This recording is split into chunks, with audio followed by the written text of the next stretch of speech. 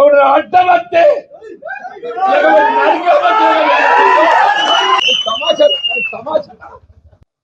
టికెట్లు పంచుకుంటానికి ఏదైతుందో ఇది నీ అయ్యే సొత్తు కాదు, అబ్బ సొత్తు కాదు. ఇది నీ అయ్యే సొత్తు కాదు, అబ్బ సొత్తు కాదు అంటు నేను. ఇది మా కాంగ్రెస్ కార్యకర్త హక్కు అని చెప్పండి. కాంగ్రెస్ పార్టీ అంగట్ల సరుకు కాదు అని చెప్పంటు నేను. రేపు రాబోయే మున్సిపల్ ఎన్నికలు ఒక్కటి కాదు, 50 టార్గెట్ 50 అని చెప్పండి. ప్రభుత్వ విధానాలు వచ్చినాయి కాబట్టి నేను కాంగ్రెస్ పార్టీలో చూస్తాను. ఎవడురా అని చెప్పంటు నేను. కాంగ్రెస్ పార్టీ అంతర్గత వ్యవహారాలలో జోక్యం చేసుకుంటే మాత్రం సహించేది లేదు అని చెప్పంటున్నా. నిజమైన కాంగ్రెస్ వాది, కాంగ్రెస్ పార్టీ కార్యకర్త వాళ్ళ కొరకే పోరాటం చేస్తా.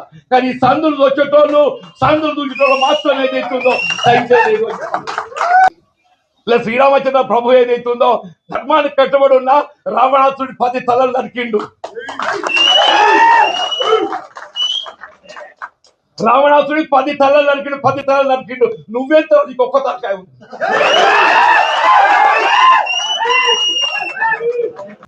పది తలలో పలిక శ్రీరామచంద్ర ప్రభువు మనకు ఆదర్శం అని చెప్పండి. నువ్వెంత ఒక్క తలకాయ. నేను ప్రజాస్వామ్యం నిలబెట్టడానికి కొరకు, నా కార్యకర్తల హక్కులు నిలబెట్టడానికి కొరకు వాళ్ళు ఏదైతుందో నా చివరి క్షణం వరకు నేను పోరాటం చేస్తా. మీ హక్కు నిలబెడతా. పార్టీలో 50 స్థానాలు కైవసం చేసుకోవాలి. కాంగ్రెస్ పార్టీ జెండా ఎగరవేయాలి. అడ్డమంటే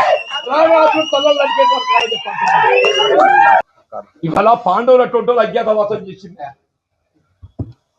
ధర్మానికి కట్టుబడ్డటువంటి పాండవులు ఏదైతుందో అజ్ఞాతవాసం చేసింది. ఇలా మనం అజ్ఞాతవాసం ఉన్నాం. పాండవులు కూడా మళ్ళీ మంచి దినాలు మన కూడా మంచి దినాలు వస్తాయి చెప్పారు. మన కూడా వాళ్ళు ఏదైతుందో మీకు నేనండా, నాకు మీరన్నా. మనకు కాంగ్రెస్ పార్టీ అన్న